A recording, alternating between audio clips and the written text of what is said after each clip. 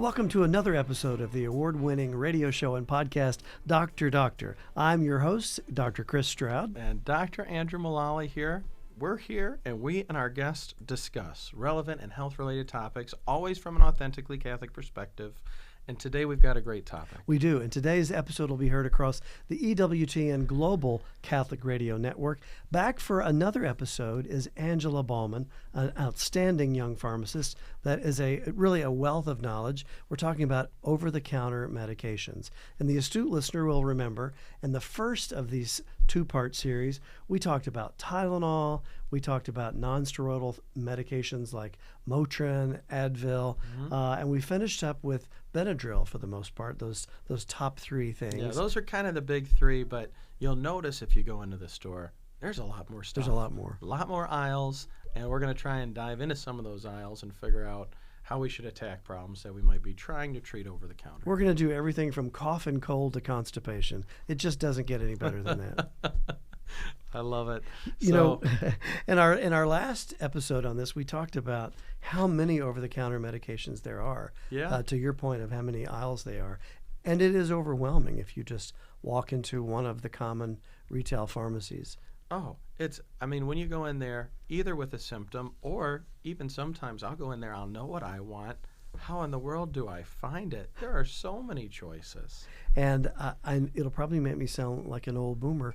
They're very expensive. Many of the common things are very expensive. That's true. So I think we're going to talk about that. We're going to talk about some of the side effects. We're going to talk about safety, when to use them, when not to use them, and when to call primary care docs like you when something's not working. Yeah, that's always one of the big underlying questions. And, you get this on call too.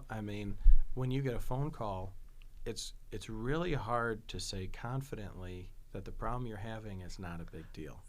Right? It's easy for me to say, we've got to check this out and figure it out, and then we'll be able to figure out, especially with the physical exam.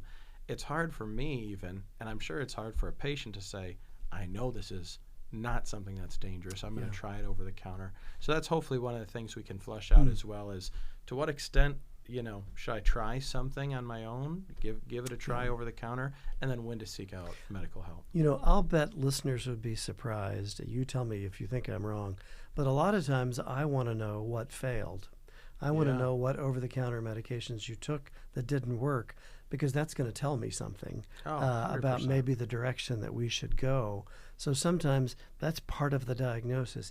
That rash didn't respond to a steroid cream or something along those lines. So it's important that we get that information. Right. What failed and how much of it did you actually try? And patients I find folks are sometimes really surprised when we turn around and recommend an over-the-counter product, but just the appropriate dosing or the appropriate length or something like that.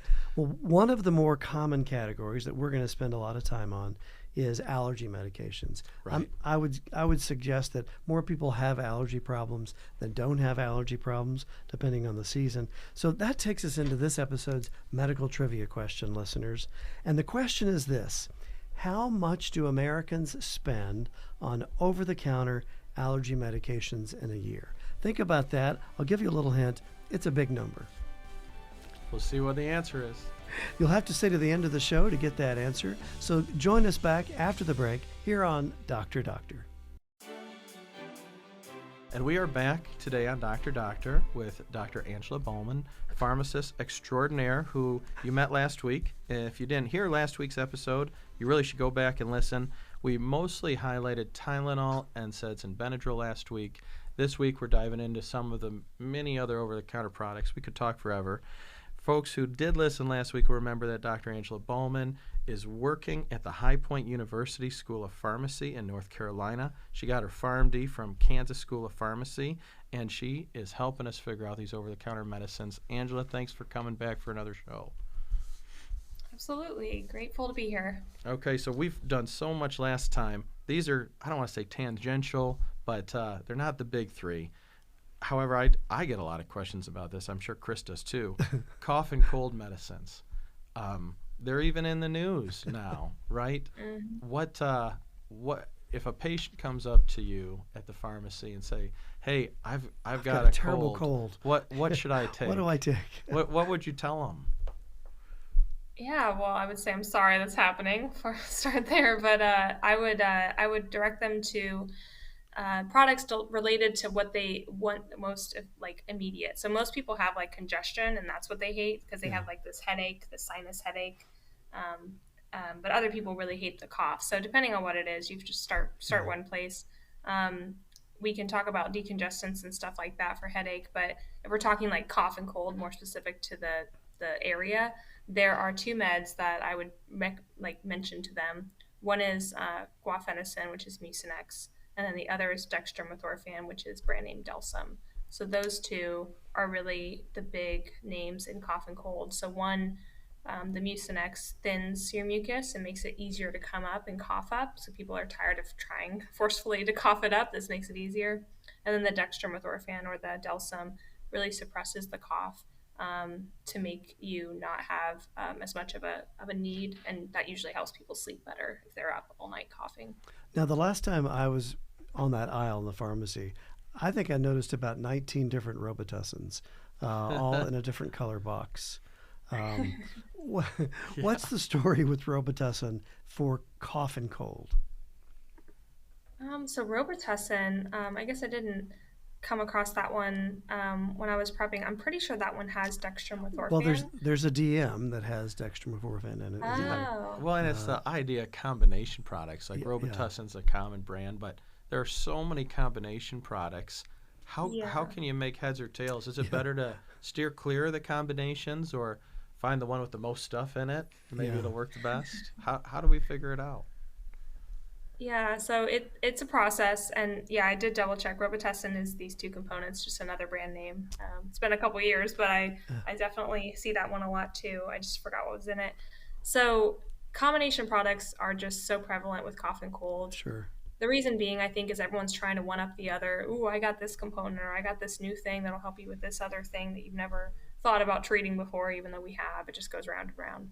Um, like ideally we would want people to use single agents that are targeted for the problem that they are wanting to address or that's most concerning. So for some people they just really just want to get some sleep because they've been coughing all night, so Mm, we would want to just look for something with just dextromethorphan. Why? Because the less meds you have to take in general, the better. Less exposure to unneeded medications, which can cause side effects or interact with medications you're currently taking, and it's less expensive. But if they have multiple problems, then we can look for combo products, which can be helpful because people don't have to look for multiple things. They can just sure. have it in one product and not have to take as much volume or as many doses, which is usually a hindrance for people trying to just get some relief. So I don't want to say combo products are always terrible because they can be good, but just in this area, there's just too many. And yeah, there's often Benadryl added into there or Hmm. doxylamine to help you kind of be sedated a little bit and not have to think about your symptoms as much. Or they'll add a medication like phenylephrine and so things you just don't need. And so it's, Well, you yeah. know what we've probably accidentally stumbled upon is really more sort of this combination of culture and expert marketing. So no offense to the makers of these medications, but we say Tylenol. We don't say acetaminophen. Tylenol's a Mm-hmm. brand that's owned by a Mm-hmm. company that has very great marketing through the last 4 or 5 generations, I guess. And the same would Mm-hmm. be true of Robitussin. Yeah. Yeah, I'm guilty. I think cough Robitussin. So their marketing works, but we need to go just a little further and understand what's behind that label. What are we actually taking? Yeah, yeah, I think so. And a pharmacist can be great to help with Yeah, that or any other healthcare professional. But I feel like patients, once they become savvy, then they know, oh, all I need is this one drug, and then they can really find the product that works for them. If they don't want to, I don't really like drinking liquid when I have a cough and cold. I guess I just want to take a tablet. And I won't feel compelled to if I know what I'm looking for and I yeah. can find really the product that works for me. Andrew, what's Y- your favorite cough suppressant? Because this is right up your alley. Yeah, well, that's a great question. See, well, I always reach for the prescription ones Uh, whenever I'm seeing so that's folks. not fair. Not fair. Yeah, over the counter. Well, and I guess that's. I mean, it depends. Everybody's got so much personal lived experience, but I mean that's one of the questions that I always have is how much does Delsum actually help? You Uh, know, is it adequate? I guess my sample size is probably different because I only see the people that it was inadequate for. Yeah. But I mean, that would be one of my questions too. Is is it enough to take it over the counter? I guess it's up to you how much you want to suffer or not Yeah, suffer. you have to wonder. You could argue if your cough is so bad that you're willing to get in your car and drive to a pharmacy to get an over-the-counter product. Right. You might get more bang for the buck if you see your family physician. Get the prescription. Yeah, because there are some stronger ones there. I guess kind of along those lines, for people who are taking the over-the-counter ones, is there a big danger with Delsym or Mucinex for taking too much? Yeah, so using too much, I'll start with Mucinex because it's really not that big of a concern. It thins the mucus in ways that are just more like biochemical, and it's not going to be hitting any other receptors in your body. It's just meant to kind of target it in like a biochemical way. And if, to be honest, there's some question about if that really works to the extent that we would want to like make a product and sell it, because they have done studies and found that people who just drink more water actually get the same effect as Mucinex. But not everyone can drink more water. You have patients who have fluid restrictions, Right. And they can't do that. So and some people but don't for like most of drinking us- water, to be fair. True, it's a struggle for some. So that one's not that much of a concern, and we know that because water can be just as effective. But for dextromethorphan, that acts on our brain in our medulla area to raise the threshold. So when we want to cough, we have a higher threshold we have to meet. And because of its action in our brains, it actually has been used as a drug of abuse, I guess you could say, or people try to get high on dextromethorphan. It's called robotripping. Not exactly sure the mechanism of how I wonder if it helps. Robitussin branded that one. I doubt. Somehow I doubt it. Well, there's certain slang with some of these things that we know. Robotripping is one. Well, that's a word I learned today. That's new. Yeah.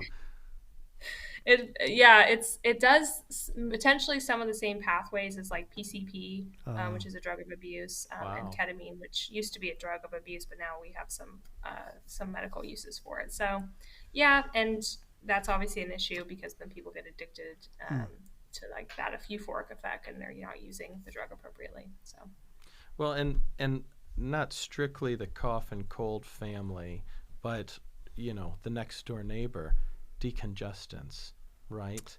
And we're talking about abuse potential, so to speak.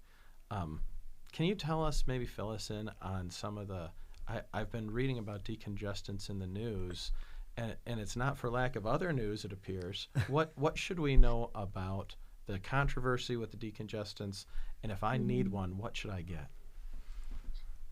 yeah, I've been reading about that in the news as well. So decongestants essentially were alleviating inflammation, which could block some sinus and nasal passages, and that causes issues. So we relieve the inflammation by constricting the blood vessel. So it's not necessarily direct of the problem; it's like indirect, but targeting the symptom of something.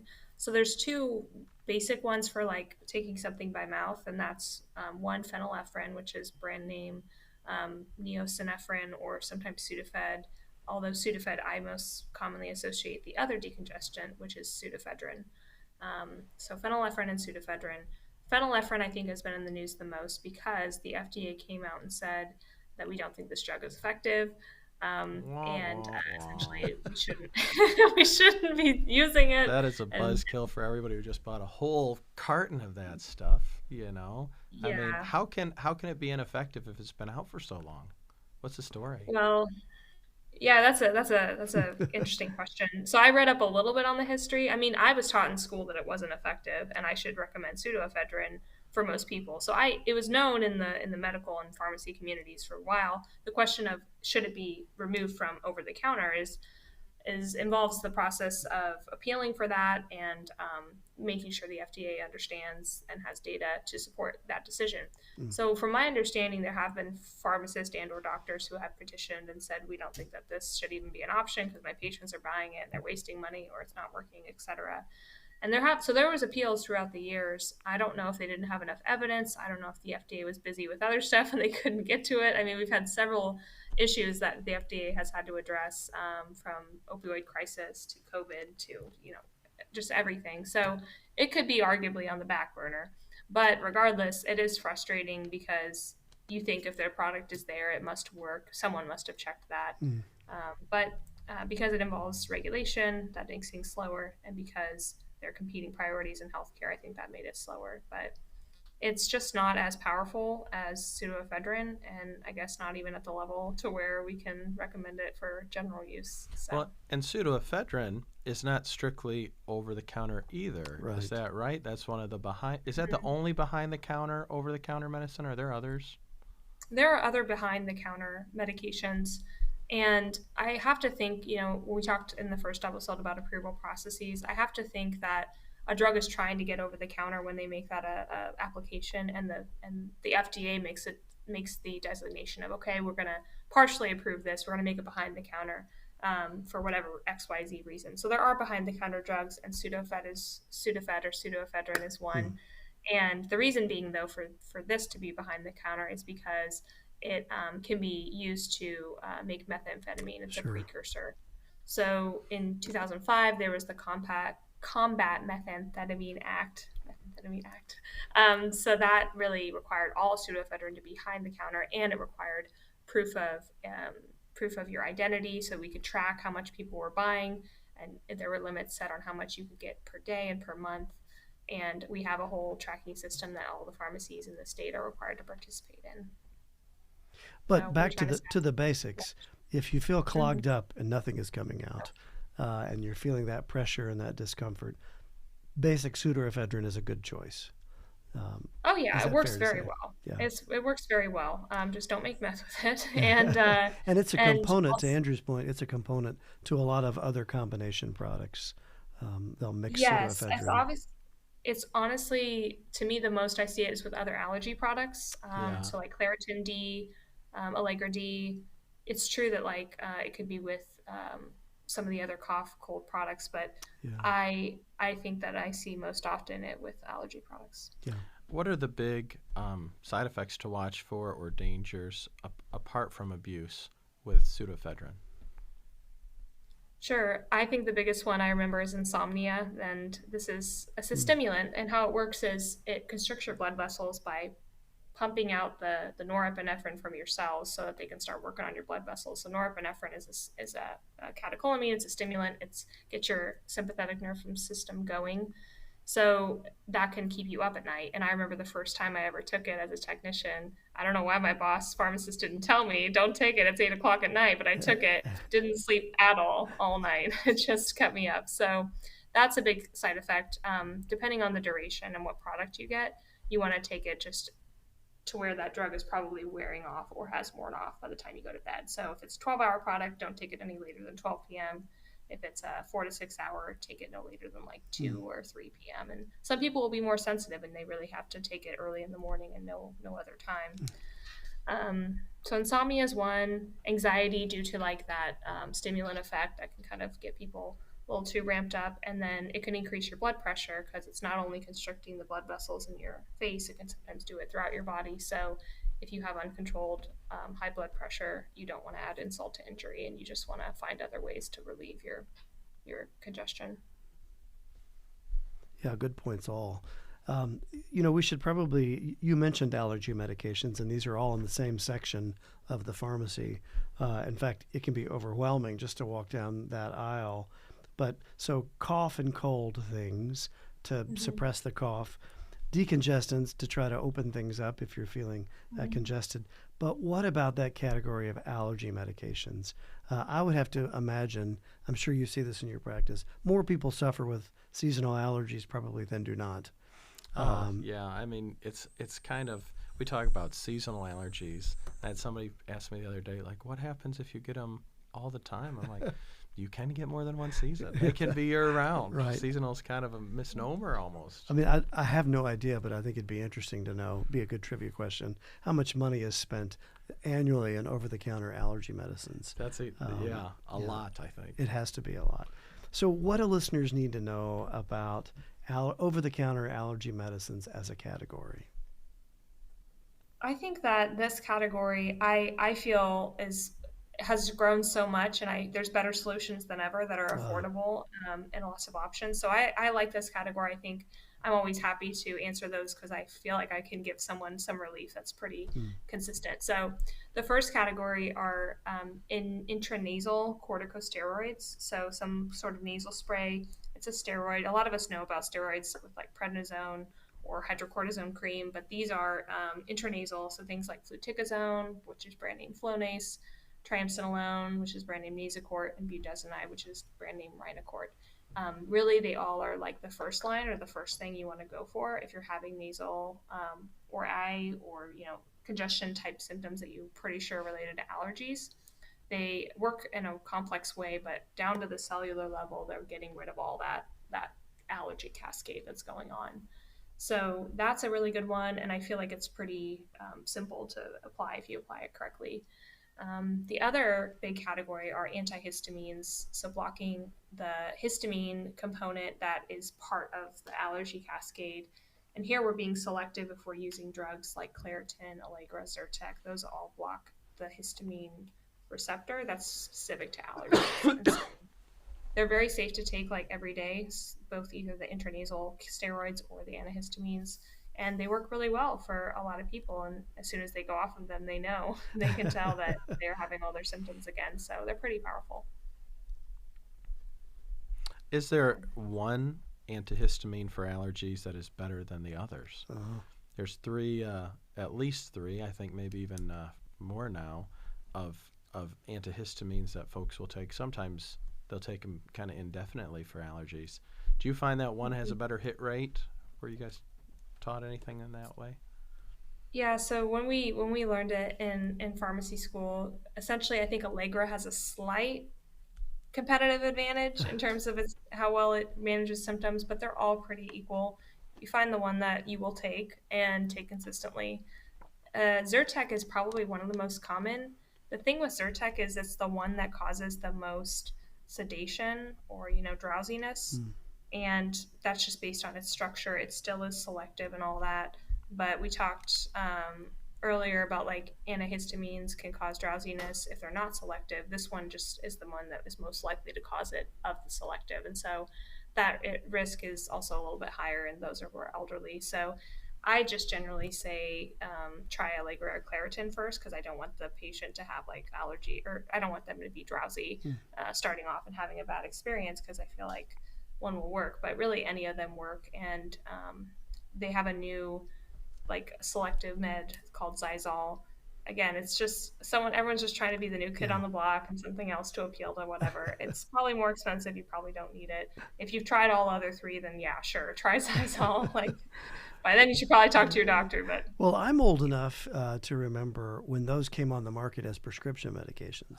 Yeah. And it was a big deal because prior to that, there weren't a lot of great choices. You had steroids, you had prescription steroids, you had Benadryl, as we've talked about in a previous episode, but your tool bag was really pretty limited. And then all of a sudden, a non-drowsy antihistamine, so to speak, comes about, and it was life-changing for, I think, for providers and patients alike. And then to move to the over-the-counter, making it less expensive and more accessible, for allergy sufferers, that could be life-changing.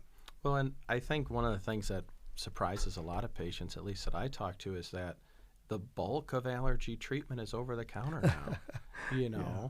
We still have some things that are prescription, for people who are doing desensitization therapy or the Montelukast, the Singulair, or steroids here and there. But, the foundation is all over the counter. So I think a lot of times people will look at over-the-counter allergy medicine as, give me the good stuff. Subpar I don't somehow. want this. Like, no, honestly, like let's get a good bedrock of the over-the-counter stuff before launching into the stuff that's probably even got a lower hit rate in some ways. Yeah. mm-hmm. Yeah, and one thing I it's kind of related to this section, but also to the decongestants we just talked about. Some people have like I have really bad eye allergies, and there's a good safe medication to use every day for that. But some people also will use eye versions of decongestants, which are different than the ones you take by mouth. Like we mentioned, phenylephrine, Sudafed. There's ones for your eyes, which are like oxymetazoline, nafazoline, which are like Visine, Nafcon. Those they don't target the allergy, pathway. They're just there to constrict blood vessels and to get you feeling good fast. But if you use those consistently, you can have what's called rebound congestion, which are where you have worse congestion than you did before, and it's persistent and it's not going away. And your body just, I feel like it almost has this tolerance, and then it has this rebound effect, and it's kind of unclear like exactly why that happens, but you can prevent it, and that's by just using as little as possible, or using it only for like a couple days and then going off of it. Some people don't always realize that. This might be a good chance too to make a comment about Afrin, because I feel like that's one that's gets a lot of attention in its own right for also kind of having that rebound effect. Can you tell us a little bit about that? Sure. So Afrin is oxymetazoline, and that's the nasal decongestant spray. So if I was using Flonase and I just felt like it wasn't quite doing it, I might add some Afrin, or I might try Afrin first. I think they sell one of these at the Dollar Tree. I've saw a lot of patients who would just buy it really cheap at the Dollar Tree. But yeah, essentially you're using it, and it works for a little bit, and then it doesn't. But you just keep using more, but it's not actually treating anything, and they just think that more will help one day. Maybe eventually. I talked to some patients, they use it for years. And again, it's a waste of your time, money, effort, all that stuff. And it's just because they're not meant to be taken chronically or all the time, like the the nasal steroids or the antihistamines. Yeah, that's good. That's a good example. Well, another kind of transition for as far as antihistamine medicines for reflux, heartburn, acid reflux. I mean, another example of it being a radical change, even when there was prescription medications, the so-called H2 blockers. Yeah. Again, I'm old enough to remember when that just came into the prescription territory. And, especially for primary care physicians who were seeing this all the time. Oh, yeah. I know that had to feel like a radical change in practice direction. But that has to be one of the more commonly obtained over-the-counter medications, because so many people suffer. Well, and it makes you think. I'm thinking of being a consumer. Oh, I was sent here by my wife to get some antihistamines. What kind would you like? Do you want Benadryl? Do you want Zyrtec? Do you want famotidine? These are all antihistamine actions. Maybe you can launch us into the heartburn section with the antihistamines and the PPI drugs. Sure. Yeah. And I've definitely had that husband come in for their wife, and they're not quite sure what their wife has for, and they have to basically What are the symptoms, right? She has everything. They're like, I don't know, I ran out the door. She just told me to grab it. So the histamine blockers in this sense in the heartburn area are histamine 2 receptor blockers, or H2RAs. And so histamine 1 had to do with allergies. Histamine 2 has to do with other things, but in the gut specifically. Histamine 2 is responsible for signaling the production of acid and getting things going and getting your food processed. So H2RAs, drugs like famotidine or Pepcid, ranitidine, which is brand name Zantac, those all selectively block that receptor in your stomach so that you don't have as much acid produced and you don't have as much heartburn, or that breakthrough of acid from your stomach refluxing up to your esophagus. So, and maybe it's worth pointing out to listeners, Tums, it neutralizes acid. Tums too, yeah, like you did in chemistry class. But these medications that you're talking about are actually making your body make less acid, so much more powerful. But what about combining the over-the-counter H2 blockers, like the ones that you mentioned, with things like Tums and Rolaids and neutralizers? Yeah, that's completely fine. I think I could see that most often happening if someone had kind of chronic issues and they were, for some reason, like just having more heartburn than normal, and then they knew they were going to go eat a meal that tends to exacerbate their heartburn. They would maybe also take some Tums or some Rolaids. So you're right that those antacids, which are really first line for anyone who's having just a little bit of heartburn, to try an antacid, that's the first line, because they have very minimal side effects. They're just meant to neutralize the acid in your stomach. So yeah, those are a lot of different combos with there, but essentially, just in the moment use, you're having heartburn, it'll work very quickly and only work for a little bit. Sure. But the H2RAs block the signal, and then there's the most kind of invasive or severe, whatever you want to call it, antacid or heartburn medication is more specific, called the proton pump inhibitors or the PPIs. So these irreversibly block these little acid pumps we have in our gut called parietal cells. And so they're taking them out and they're not coming back, and they work very effectively. And that, I think, is probably the biggest breakthrough. Those going over the counter, like you mentioned, people really can fix their heartburn quickly. Wow. And effectively. You have to take it around 30 to 60 minutes before you eat, because that gives it time for the drug to absorb, to get where it needs to go. And then when you're ready to eat, the cells start wanting to start pumping acid. They're just out before you can do Angela, that. I feel like we should probably spend a little more time on those two different categories. So maybe this is a good time to take a break. So listeners, we'll be back on Dr. Doctor with more about antacids and proton pumps in just a few minutes after the break here on Dr. Doctor. And we're back on Dr. Doctor with our very special guest, Angela Baalmann, expert in all things pharmacy.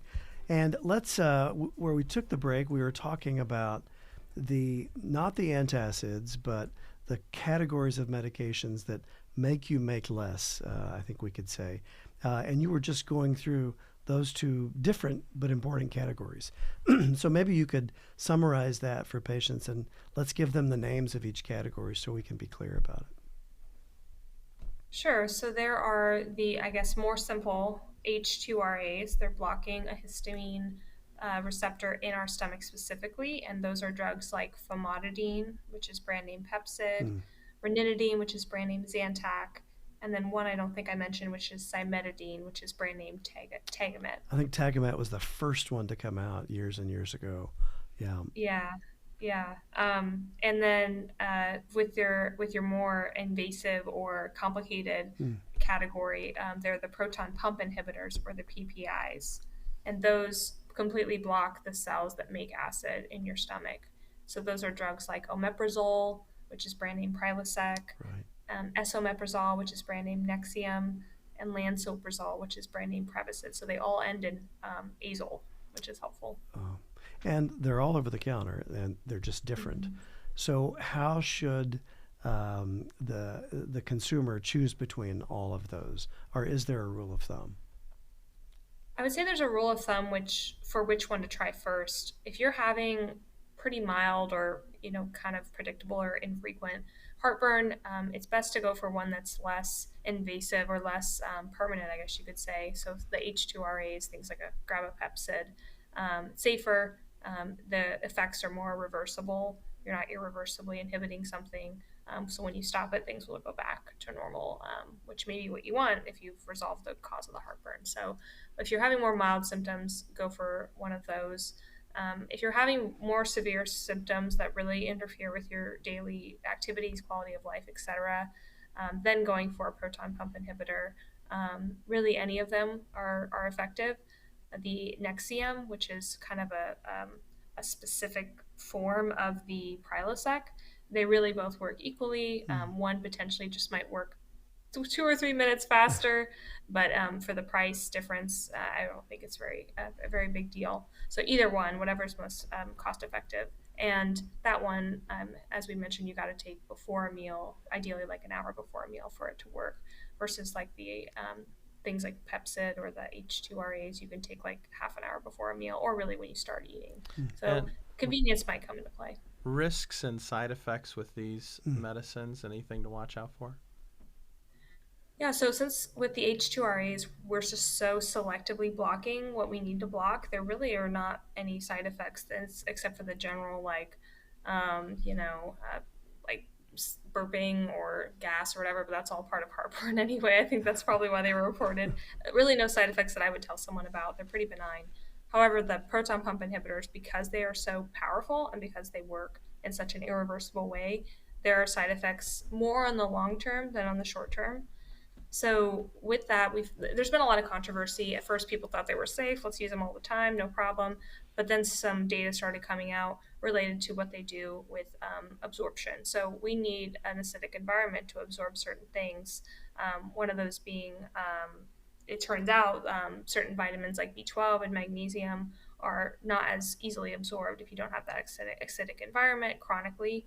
And then calcium as well has been cited as not being absorbed to the extent that we want, and that has an effect on your bone mineral density. So the outcome or the long-term side effect would be not as strong of bones, and that can cause fractures and things like that.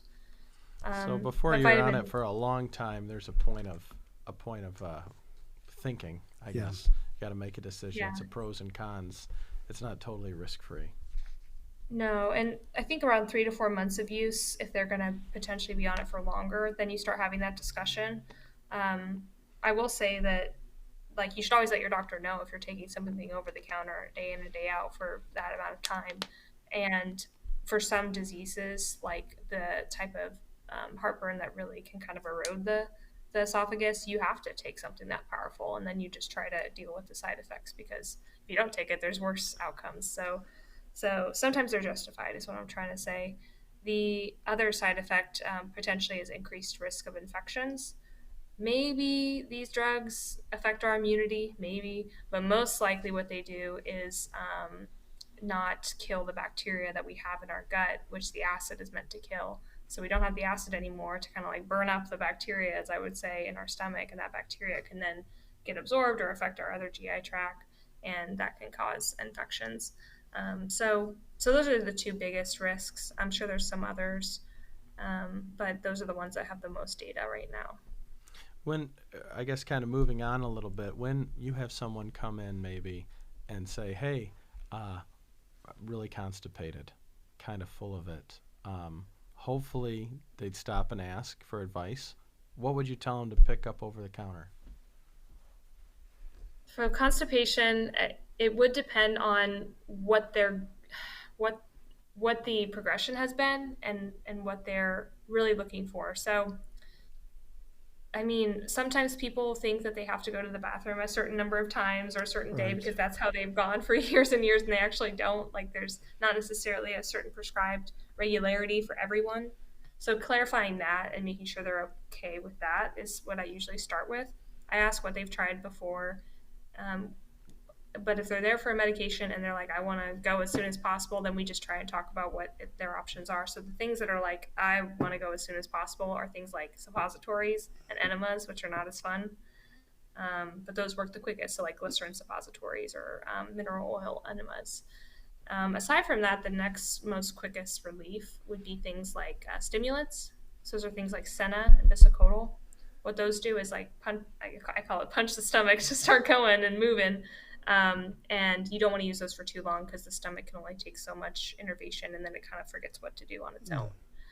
And then there are the routine daily things that I would think are the safest, and I would probably encourage the patient to just wait and use rather than need immediate effect. And so those are things like fiber, psyllium, Metamucil, I think is the brand name for that, or stool softeners, things like Docusate, which usually is brand name Colace, not always. Sometimes Colace is like the bisacodyl, which is the stimulant.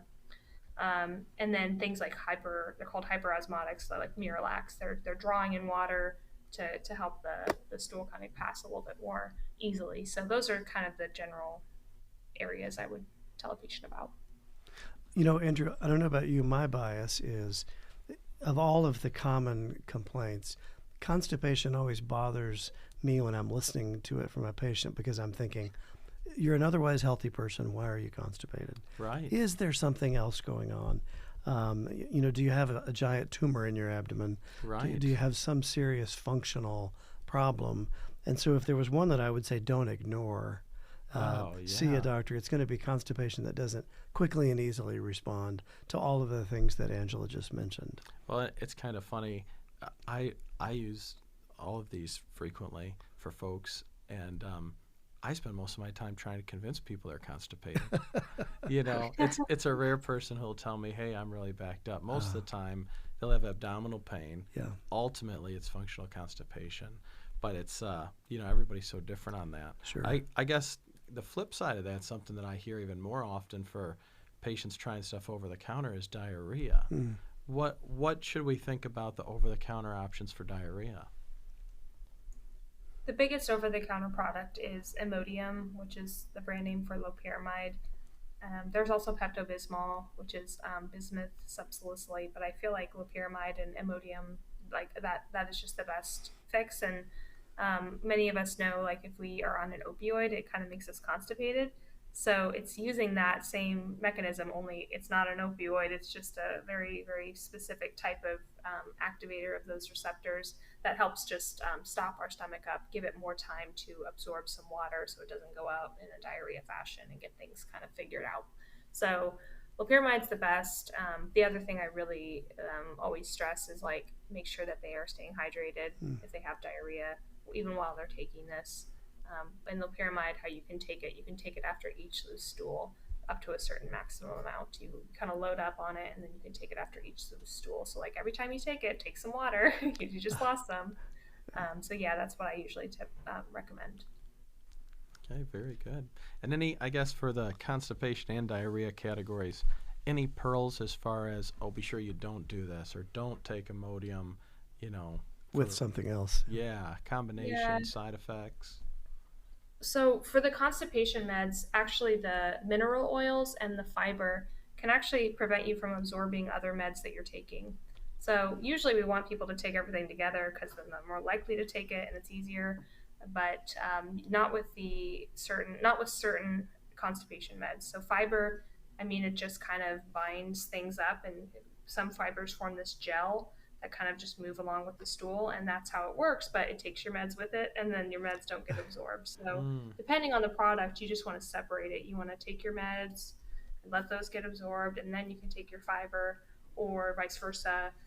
Usually you have to wait longer if you take your fiber first. You have to wait longer for that all to process to go and take your meds. So I usually say the meds first, but the mineral oil as well, it's kind of acting like as a fatty coating, which just covers things, and then it covers your meds, and your meds kind of float along and they never get into your system. So that's a big one that people don't always recognize, but it's not for everything. Like Docusate, it's not a problem. You can take it with everything. With the loperamide, the antidiarrheal, that can also be abused. There's not like a catchy name for its abuse, but people also take it because it has a small link to the euphoric effects that opioids offer. Yeah, that's right. Yeah, and so people take a lot of that to try and get high, and it actually can mess with your heart and prolong a certain interval in your heart can cause an arrhythmia that's life-threatening. So that one has a cardiac risk associated with overusing it.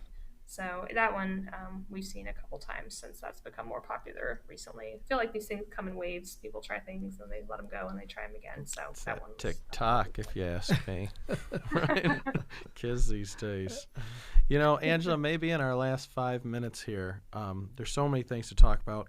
Maybe you could talk a little bit about some of the topicals. You know, there's different creams, aloe vera, steroids, antifungals. Yes, yeah. Our founding co-host, Dr. Tom McGovern, would hate it if we omitted skin. That's right. That would be bad. That's right. If a patient's coming in with a rash, how do they figure out what they should do? Yeah, we got to kind of see what the rash looks like, and you know, we, like I mentioned, we learned self-care and how to, in general, tell if something is more of a fungal infection, ringworm, things like that, yeast infection, whatever, versus like a reaction to something like atopic dermatitis, and they have itching and inflammation rather than more of an infection going on. So if it's like we think it's a fungal infection, we have antifungals for that. Clotrimazole or Lotrim is a very common one. Ketoconazole or Nizoral is another one. So the clotrimazole is more for like on the skin, athlete's foot, ringworm, things like that, versus like ketoconazole is like the fungal infections that you have on your head. So people have a lot of dandruff that can be due to a fungal infection or like fungal colonization. And so those products are certainly very effective.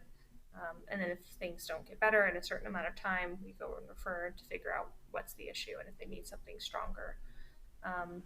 If it's something like inflammation, itching related to a reaction, potentially allergic reaction, there's hydrocortisone.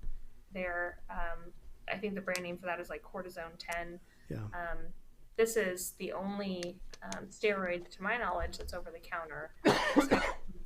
and it's only in a 1% version. So steroids can be very potent and powerful. So this is like the max we're willing to go in terms of putting steroids out there is a 1%, and we should only recommend it for a max of 7 days if we're advising someone on that, because overuse can thin the skin. It can cause sun sensitivity. Again, these are just powerful drugs. So that one is there though for people who need it, and yeah, it's very beneficial. Like we talked earlier, sometimes you don't need the whole prescription steroid and all that risk and stuff and exposure. You just need a little bit. So those are the big ones I think of. Aloe vera is really good for sunburn. It's not probably going to help you completely escape the pains of sunburn, but it's helped me a lot, and it's very safe to use. There's like very, very low side effect risk. Man, I love it. Seems like there's an infinite number of things, but I think this is a pretty good, at least 30,000-foot view of over-the-counter medicines. Absolutely. Angela, thank you for your patience with our questions, and thank you for your expertise and your willingness to help guide listeners through the complicated waters of over-the-counter medications. I guess as far as resources, what's the best place to go to if you have specific questions? I would say, aside from your pharmacist, your local pharmacist, who hopefully you know and trust, I would say the FDA has a pretty good pages of resources, partially like what I use to kind of reference today's discussion on like over the counter uses, more specific to certain categories. So I would check the FDA first. I don't think the CDC and those other more general like knowledge bases have stuff on over the counter. I think FDA is the biggest one. But really, your medication that you get over the counter should have everything, either on the label or in that monograph that we talked about in the first episode, that big piece of paper. And maybe you can use that to have more informed questions, and you feel confident to call your pharmacist or call any pharmacy and say, I have this over-the-counter drug. Would you tell me if this is safe or not? So those are the two biggest places, I guess, the pharmacist and then FDA's resources. I love it.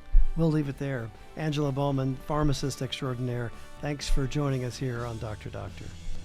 Thank you, Angela. Thank you so much. And we're back here on Dr. Doctor with the answer to the medical trivia question about over-the-counter allergy medicines. Absolutely. And the question is, how much do we Americans spend annually on over-the-counter allergy medications? Not all over-the-counter medications.